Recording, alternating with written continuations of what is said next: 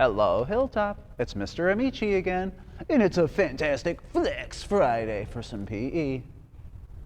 I hope you enjoyed our skeleton lesson on Tuesday, learning about all the different bones of the human body that make up your skeleton. And remember, our skeleton is important because it gives our body our shape, and it helps our muscles function and move. So today we're going to learn about different exercises that we can do to strengthen those bones inside of our body. Just like our muscles, the more work that our bones do, the stronger they get. So we'll be doing some dumbbell exercises today, so that's with our hand weights. So remember, you can use either real deal exercise hand weights, water bottles, cans of soup. You could use stuffed animals. I've got 2 foam noodle pieces that I'm using today. But the heavier the object is that you're using, the more work that it's going to take your muscles and your bones for you to do those movements. So if you want to choose an item that's maybe heavier than what you've done before, that would help build more strength for those muscles and bones. If you're still getting used to some of these movements, it would be okay to use something lighter like I'm using today.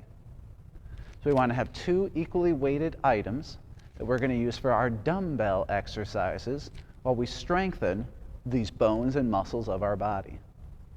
Now, before we get started with our exercises, we're going to do some warm-ups. And today we'll focus these dynamic stretches. Remember, those are movements that we do to get our body warmed up. And we'll talk about different bones of the body that we're using during those warm-ups. If you don't have your dumbbells ready, that's okay. We'll get started with them in the next video tile. Right now we're going to warm up just using our body weight. I think we should start our warm-up from the top down. Who remembers what this first bone is that I've got on the top of my body? It protects my brain, and it's multiple plates of bones that fuse together to create one skull. That's right, our human skull. Underneath our human skull is the neck vertebrae, and that's going to be our first dynamic stretch today. What I'm going to do is roll my neck. Neck rolls. Now, what's important with this neck roll stretch is that you do it controlled, meaning nice and slow, and we want to go one direction at a time. We don't want to toss or thrust our neck and head to the side, because that's how you could hurt some of those muscles or bones that are in your neck. So we're going to circles. I'm going to bring my chin to my chest, roll it all the way over, and pause. And let's neck roll the opposite direction. So remember, our dynamic stretches are those movement stretches to get our body nice and warmed up. Good. Now let's try your neck vertebrae stretches side to side. Stand sideways, so I lean to one side, lean to the other. I'm loosening up those neck vertebrae for our workout today. Good. Next, I want to try some arm circles. Can anyone remember some bones in our arms that we'd be using right now? Remember that bone that's also called the collarbone, but it has a different, more technical name? The clavicle. So that's the bone that goes right in front of your shoulders and connects at your rib cage in front of your neck here. So our collarbone, we're using our arm circles, and that's helping stretch out our collarbone. And those bones in our arm, who remembers the name of that big bone in your arm that starts from your shoulder down to your elbow? I'll give you a clue. Some may say it's very funny. It's the humerus bone. So that's that long bone from your shoulder all the way down to your elbow. So we're warming up our humerus bone, our clavicle, which is our shoulder, our collarbone, and then those 2 bones that are at the bottom of our arm where our elbow meets our wrist. Remember, there's 2 of them, the radius and the ulna. Radius is the bigger bone because it has more letters. And the ulna is the smaller bone. It has less letters. And your ulna actually goes from your elbow and connects on the pinky side of your arm. And the radius starts at your elbow and connects on the thumb side of your arm. So that's another way to remember it. If you want to think ulna is smaller because it connects to the smaller side of your arm with your pinky, radius is bigger, connects to the side that has your thumb.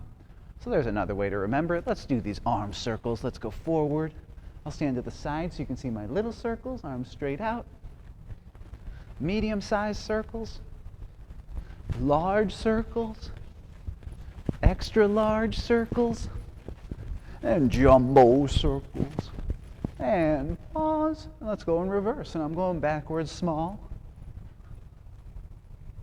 backwards medium, backwards large, backwards extra large, and backwards jumbo. Nice. Good. Now there's a bone in your body in the back of your shoulder we didn't talk about much last time, and that is your scapula. It's your shoulder blade muscle in the back of your body, and this was a good warm-up for that scapula as well. Now I want to warm up my core or my middle body. Who knows that group of bones that are in that middle body that help protect our organs, protect our lungs, protect our heart? I'll give you another clue, the word cage. If you guessed rib cage, you're right. Let's go hands on your hips and let's do some side bends. And you'll notice some stretching on the muscles and the bones on the side of your body that you're bringing your head away from.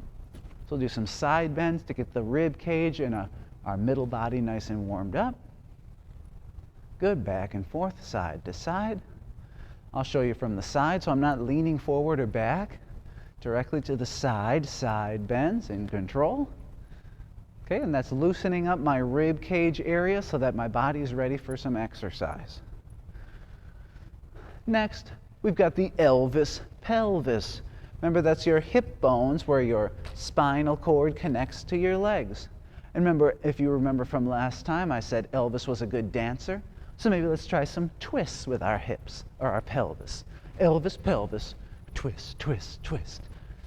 So I'm loosening up my pelvic bones and muscles for some exercise today by doing some twists. Hey, twist, twist. I'll twist one direction, and I'll twist the other way. Oh yeah. And maybe you can even do out to the side. Loosening up those hips, oh yeah. My pelvis, Elvis pelvis for my dance moves. I've got a quiz question for you. Longest and strongest bone in your body, which one is it? That's right, it's the femur that connects from your pelvis down to your knee. The biggest, strongest bone in your body is your pelvis, or is your femur, my mistake, connects to the pelvis. So let's exercise those humerus bones and muscles by squat and stand, squat and stand, squat and stand. Good, and you'll feel especially the muscles in the back of your leg, those hamstrings are getting a good exercise. But remember, anywhere we're feeling our muscles exercising, those bones that are attached to those muscles are going to be doing some exercise and strengthening also. Nice. Couple more squats. 1. We'll end at 3, 2, and 3. Good. Let's try to balance. Now I'm going to roll my ankle. The ankle I've got up in the air, the foot in the air, I'm going to do circles with it. That's moving the muscles that are in my lower leg, also the bones in my lower leg, my tibia and fibula. So I'm loosening those up on each side. And remember, your tibia is totally the bone that's in the front. You can feel it in the front of your leg. And the fibula is the one that's fallen into the back. So tibia, totally in the front, the bone that you can touch in the front of your leg. Fibula is the bone that's in the back. Good. All right, before we get to our workout, one more quiz question for you. Which has more bones, your hand and wrist or your foot and ankle? If you guessed hand and wrist, you are correct. So the most prominent location or the most bones in one area of your body is in your hand and wrist, 54 bones, 26 in your foot and ankle. Great job on our warm-up. Click your next tile for our dumbbell workout to strengthen those bones. We'll see you there. Go Hawks!